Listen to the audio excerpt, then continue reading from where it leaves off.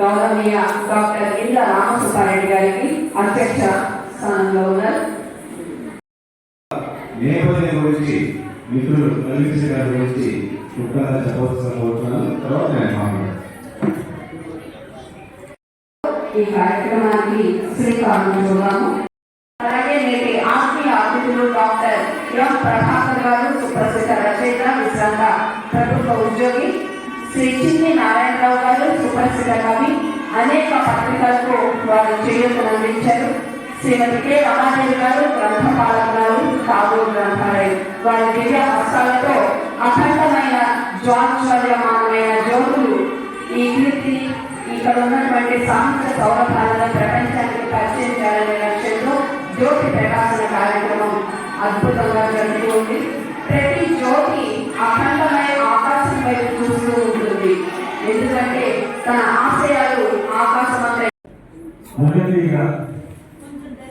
సాహిత్య సేవా సంస్థ, సాహిత్య మాసపత్రిక, ఈ రెండు నాకు 2 కళ్ళుగా నా ప్రస్థానం కొనసాగుతుంది.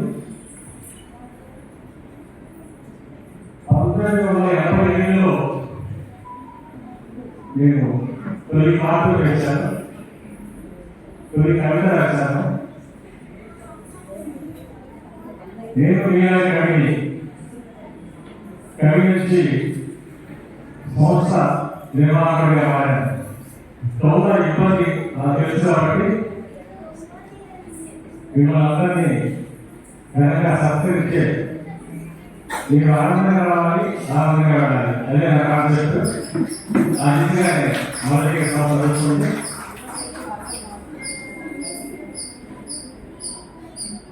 నేను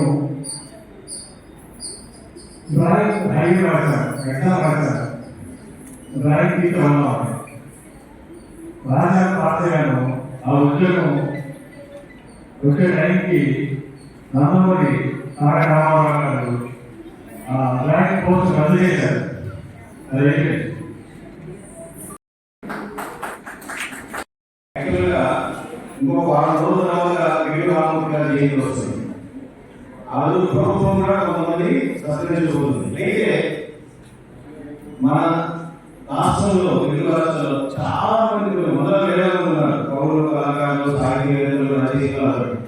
గవర్నమెంట్ అందరికీ సత్కరించలేదు. ఏదో ఒక 500 10 మంది పిలిచి సత్కరిస్తుంది. కాబట్టి ప్రభుత్వం చేసే సత్కారంతో పాటు గిడుగు రామూర్తి గారి జయంతి సందర్భంగా మరికొంతమంది అలాంటి వారిని, ప్రతిభల వారిని గుర్తించి వారిని ఒక వారం ముందే ఇక్కడ విజయవాడలో ఈ సమావేశంలో సత్కరించాలని అనుకోవడం ఆ పాఠశాలకు కలిసి, అలాగే దీనికి తోడ్పాటు చేసిన మన జిల్లా కలెక్టర్ లక్ష్మీ గారికి అభినందనలు తెలుపుతున్నాను. కలిసి కలిగి ఉంది కానీ నిజంగా ఆయనకి కలిగే లేదు, స్త్రీ ఉంది అంతే. అంటే ఆయన పాండిత్యం ఉంది, నాలెడ్జ్ ఉంది కానీ కలిగి జీరో.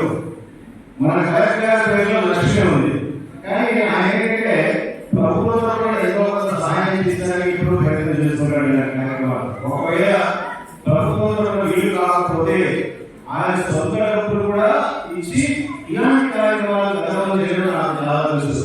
కాబట్టి కలెక్టర్ గారు వస్తారని అనుకుంటున్నాను. కాబట్టి వారికి కూడా ఈ సందర్భంగా నేను ప్రత్యేక ఆనందం తెలుపుతున్నాను. ఈ రోజు ఈ సమావేశాల్లో కవులు, కళాకారులు చాలా మంది ఉన్నారు. వాస్తవానికి మనం ప్రస్తుతం సమాజంలో చూస్తున్నాం. ముఖ్యంగా యువతలు, విద్యార్థుల్లో ఈ మధ్య ఆత్మహత్యలు ఎక్కువయ్యాయి. హత్యలు, డ్రగ్స్, ఆల్కహాల్. ఎందుకంటే నేను సైకియాట్రిస్ట్ అంటే మానసిక వైద్యుని కాబట్టి ఇలాంటి సమస్యలు వాళ్ళని మనకు తెలుసుకుంటారు. మొదట చూశాను నల్గొండలో ఒక కాలేజీ ప్రిన్సిపల్ ఒక లేడీని కాలేజీ ప్రిన్సిపల్ ఆ స్కూల్ అనుకుంటారు. ఆ స్కూల్ చెందిన 4 విద్యార్థులు ఆమె దగ్గర చదువుకున్న విద్యార్థులే ఇంటికి వెళ్ళి దారుణంగా హత్య చేశారు. జస్ట్ ఒక వారం మీద. ఇలాంటి సంఘటనలు చూస్తుంటే చాలా బాధ కలుగుతుంది. అంటే ఎక్కడ మనం విద్యార్థులు చదువు చెప్తున్నారు కానీ వాళ్ళలో ఒక రకమైన మోరల్ కానీ హ్యూమన్ వాల్యూస్ కానీ ఇలాంటివి చాలా లోపిస్తున్నాయి. కాబట్టి తల్లిదండ్రులు అందరూ కూడా చదువు కోసం మార్గం కోసం బాధపడుతున్నారు తప్ప వాళ్ళ పిల్లలు మంచి వ్యక్తిగా తయారు కావాలనే విషయంలో మాత్రం చాలా మంది వెనకబడుతున్నారు. అందుకే ఇలాంటి సమస్యలు వస్తున్నాయి. నిజంగా మనం చదువుకునే ఎంబీబీఎస్ కానీ, బీటెక్ కానీ, లేదా ఐఏఎస్ కానీ, ఎంబీఏ కానీ ఇవన్నీ మన ప్రకృతిలో వస్తాయి. నేను అక్కయ్యగా ఉన్నానంటే నా ఎంబీబీఎస్ ఇవన్నీ. కానీ ఎంబీబీఎస్ లో, బీటెక్ లో, ఎంబీఏలో ఎక్కడ ప్రకృతిలో నేర్పిస్తాయి కానీ ఎలా పథకాలు నేర్పిస్తాం. మా ఎంబీబీఎస్ సబ్జెక్ట్ లో వ్యాధులు ఎలా కనుక్కోవాలి, లేదా మందులు ఏం వాడాలి, ఎలా వాడుతున్నారు తప్ప ఏ విధంగా నలుగురు మసులుకోవాలి, సమాజంలో ఎలా బతకాలి, లేదా మీ కోపం వస్తే ఎలా తగ్గించుకోవాలి, ఇలాంటి విషయాలు ఎక్కడ ఎంబీబీఎస్ లో బీటెక్ ఆర్ట్, ఫిలాసఫీ ఇలాంటి సృజనాత్మకత ఇలాంటి విషయాలు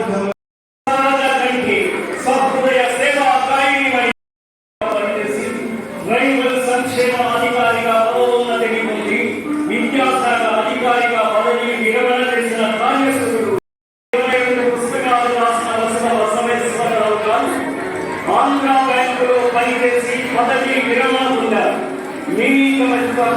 హైకులు, వచన కవిత్వంలో తన ప్రతిభను చాటుకున్నారు. గొల్లేటి తీరాల పేరుతో గొల్లేటి ప్రాంత కవుల కవిత్వాన్ని అచ్చువేశారు. సాంస్కృతిక సంస్థలు స్థాపించి దశాబ్దాలుగా ఎందరో వర్తమాన కవుల్ని ప్రోత్సహించి వారి ప్రవర్తమాన కవులుగా తీర్చిదిద్దిన